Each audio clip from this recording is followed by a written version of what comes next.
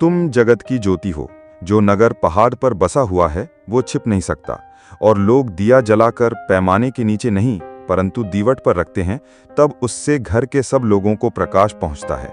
उसी प्रकार तुम्हारा उजियाला मनुष्यों के सामने ऐसा चमके कि वे तुम्हारे भले कामों को देखकर तुम्हारे पिता की जो स्वर्ग में है बड़ाई करें। मत्ती 5:14-16। यीशु ने एक और उदाहरण या शब्द चित्र का प्रयोग किया जिसका नाम उजियाला था। यीशु के जमाने में लोग दिए का प्रयोग करते थे। दिए की बाती बहुत ही छोटी चीज होती है। आजकल बल्ब बहुत छोटी चीज है, लेकिन ये पूरे कमरे को रोशन कर देती है। बाती या बल्ब का आकार मायने नहीं रखता, बल्कि उससे निकलने वाले प्रकाश की तीव्रता मायने रखती है। यहाँ भी जोर मात्रा पर नहीं बल्कि गुणवत्ता पर है। कुछ 0 वॉट के बल्ब इतनी धीमी रोशनी देते हैं कि आप उनसे मुश्किल से कुछ देख पाते हैं, और फिर लगभग उसी आकार के शक्तिशाली बल्ब भी होते हैं, जैसे हैलोजन बल्ब जो पूरी गली को रोशन कर देते हैं। एक बल्ब बहुत कम वॉट क्षमता का हो सकता है या बहुत ज्यादा वॉट क्षमता का हो सकता है। महत्वपूर्ण बात उसका आकार नहीं बल्कि उसकी शक्ति है, मतलब वो शक्ति की तीव्रता जिससे वो किसी चीज को रोशन कर सकता है। और यीशु कहते हैं, तुम जगत की ज्योति हो। संसार अंधकार में है और मुझ में उस अंधकार का जरा भी अंश नहीं होना चाहिए। अगर मैं एक बल्ब हूं और संसार का अंधकार मुझ में है, तो मैं एक टूटे हुए बल्ब जैसा हूं। बहुत से कलीसियाओं में ऐसे मसीही हैं जो टूटे हुए बल्बों जैसे हैं। कभी वो जलते थे, लेकिन अब वो टूट चुके हैं। वो पथभ्रष्ट हो गए हैं और उनका प्रकाश अब नहीं चमक रहा है। वो प्रकाश क्या है? यहाँ कहा गया है, तुम्हारा प्रकाश मनुष्यों के सामने इस प्रकार चमके कि वे तुम्हारे भले कामों को देखकर तुम्हारे स्वर्गीय पिता की महिमा करें। उन दिनों प्रकाश एक ऐसे दीपक से आता था जो लगातार तेल से जलता रहता था, जिससे बाती जलती रहती थी। और तेल पवित्र आत्मा का प्रतीक है। पवित्र आत्मा से अभिषिक्त व्यक्ति का एक लक्षण यह है कि वो भलाई करता है। प्रेरितों के काम 10:38 में कहा गया है कि जब यीशु पवित्र आत्मा और सामर्थ्य से अभिषिक्त हुआ तो वो भलाई करता फिरा। वो अपनी सेवकाई के लिए लोगों से धन इकट्ठा करने नहीं गया, जैसा कि आजकल के बहुत से तथाकथित अभिषिक्त प्रचारक करते हैं। वो इसके बिल्कुल विपरीत था। वो भलाई करता फिरता था और इसके लिए उसने कभी कोई पैसा नहीं लिया। लोग बिना मांगे उसे स्वेच्छा से उपहार देते थे और वो इसे स्वीकार करता था, लेकिन वो अपनी जरूरतों को कभी किसी को नहीं बताता था। वो बिना किसी शुल्क के भलाई करता फिरता था। वो कहता है, तुम्हारी ज्योति मनुष्यों पर चमके कि वे तुम्हारे भले कामों को देखकर तुम्हारी नहीं बल्कि परमेश्वर की महिमा करें। अगर आप अपने लिए सम्मान, अपनी महिमा पाने के लिए अच्छे काम करते हैं तो वो वास्तव में अंधकार है। और बहुत से मसीही जो अच्छे काम करते हैं वो असल में खुद का प्रचार सम्मान पाने के लिए करते हैं।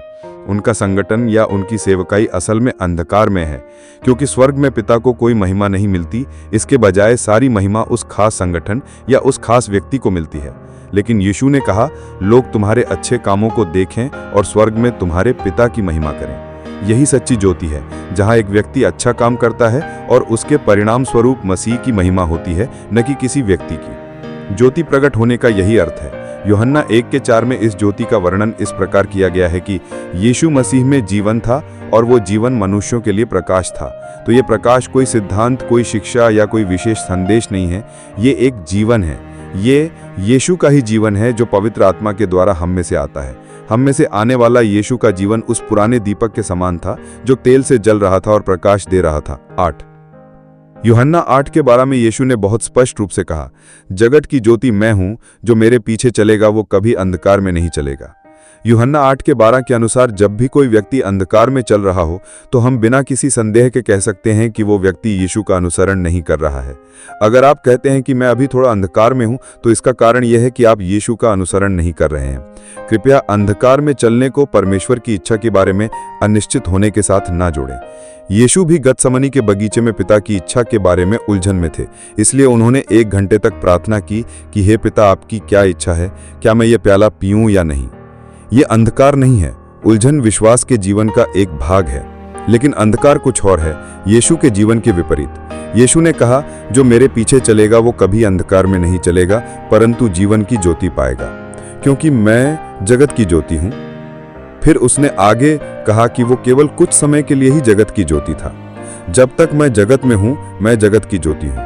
यूहन्ना 9:5। वो कितने समय तक संसार में रहा? वो 33.5 साल तक संसार में रहा। बस इतना ही। लोग अति आध्यात्मिक हो सकते हैं और कह सकते हैं कि क्या यीशु इस समय संसार में नहीं है? अगर आप यूहन्ना 17:11 पढ़ें तो वे कहते हैं, मैं अब इस संसार में नहीं हूं। हमें अपने अति आध्यात्मिकता से मुक्ति पानी होगी। यीशु के इस धरती को छोड़कर स्वर्ग जाने से ठीक पहले क्रूस की पूर्व संध्या पर उन्होंने कहा था, मैं अब संसार में नहीं हूं, लेकिन ये चेले संसार में हैं, वे संसार में हैं, लेकिन मैं अब यहाँ नहीं हूं। हे पवित्र पिता, मैं आपके पास आ रहा हूं, इसलिए मैं अब संसार में नहीं हूं। तो जब उसने यूहन्ना अध्याय 9 में कहा, जब तक मैं संसार में हूं, तो वो उस 33.5 वर्ष की अवधि के बारे में बात कर रहा था जिसमें उसने जीवन को प्रकट किया। स्वर्ग जाने के बाद आज संसार की ज्योति कौन है? मत्ती 5:14 में कहता है, तुम संसार की ज्योति हो।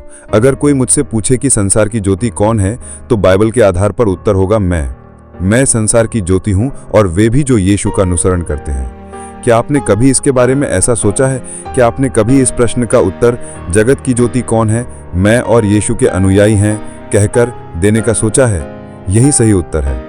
ये कहना बहुत आसान है कि ओ मेरी तरफ मत देखो, बस यीशु को देखो, लेकिन वो तो धरती पर नहीं है। उसने कहा, मैं जगत की ज्योति हूं तभी तक जब तक मैं जगत में हूं। बहुत से मसीहियों ने पवित्र शास्त्र को ठीक से नहीं पढ़ा है और उनके मन में कई तरह के गलत विचार आते हैं जो उनकी अपनी समझ से उत्पन्न होते हैं और पूरी तरह से गलत हैं।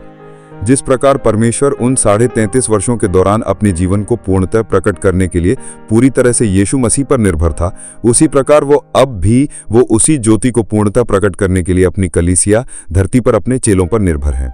लोग तुम्हारे भले कामों को देखकर तुम्हारे स्वर्गीय पिता की महिमा करें।